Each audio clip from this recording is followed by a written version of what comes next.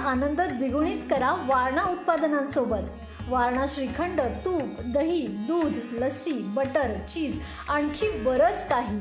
सणासुदीच्या काळात शुद्ध आणि सात्विक वारणा उत्पादने घरी आणा। वारणा, आनंद अस्सल चवीचा।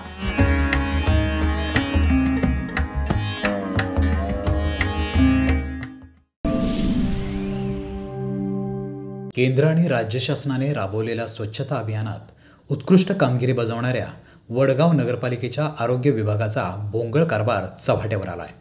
यामुळे येथील नागरिक हैराण झालेत।